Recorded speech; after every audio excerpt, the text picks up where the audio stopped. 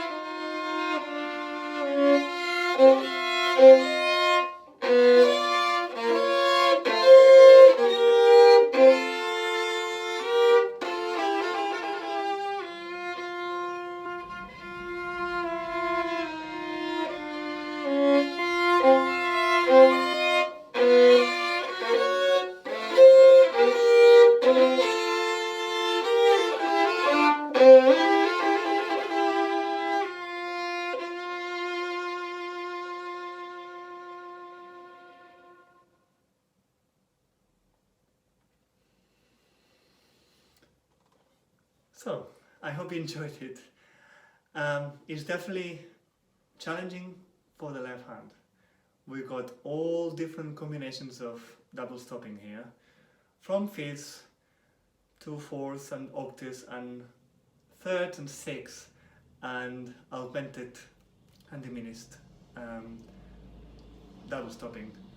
But I think some of the most interesting things that are in this piece, especially after number 40, is the development of the trills.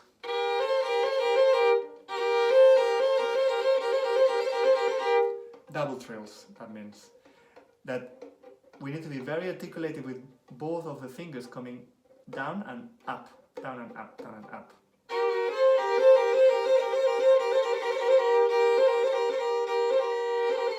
So I will do lots of different rhythm exercises for that.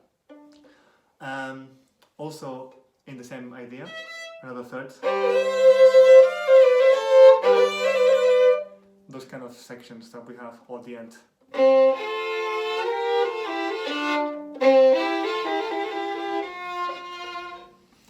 Apart from this, obviously there's loads of different combinations of fingers that are tricky, and you will find them right in the middle of the piece.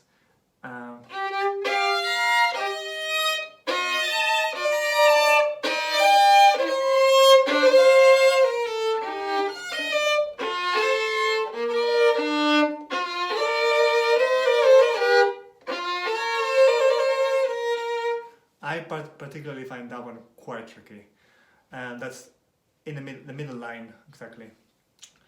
But all those different combinations of fingers at heart, I think it's a lot harder to get the sustained sound without crunching up.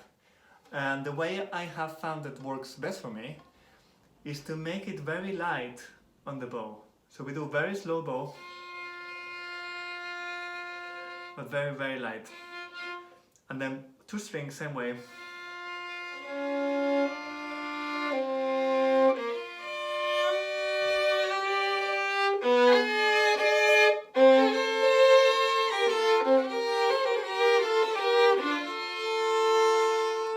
And then of course, if it's very, very light, it's much easier to put weight on one string or the other so that we can hear the melody coming out. So, for example, this bit is, I find quite tricky, where it just stopped.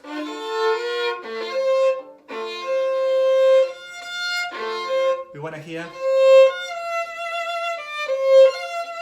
I think vibrato really helps to bring the melody out, but also we need to go away from the D string. Otherwise, we just hear the F pedal, which is not as nice.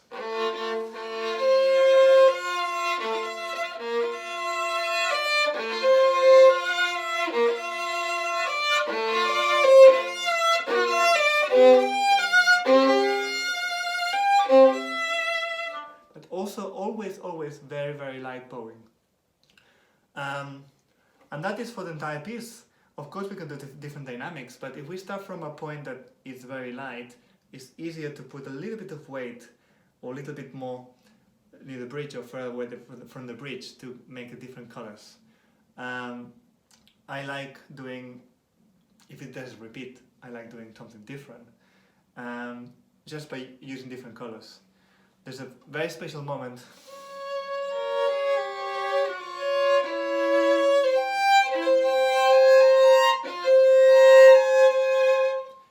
This kind of is a bit disconnected from everything else, but that moment I think is very, very special too.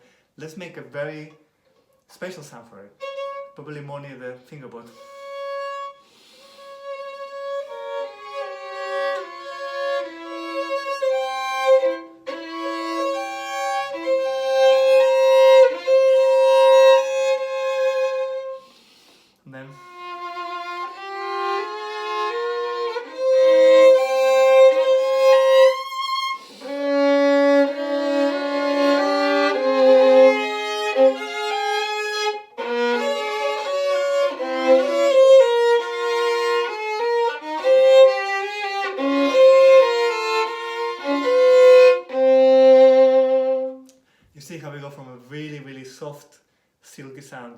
to a much deeper, fuller sound by the end of the phrase.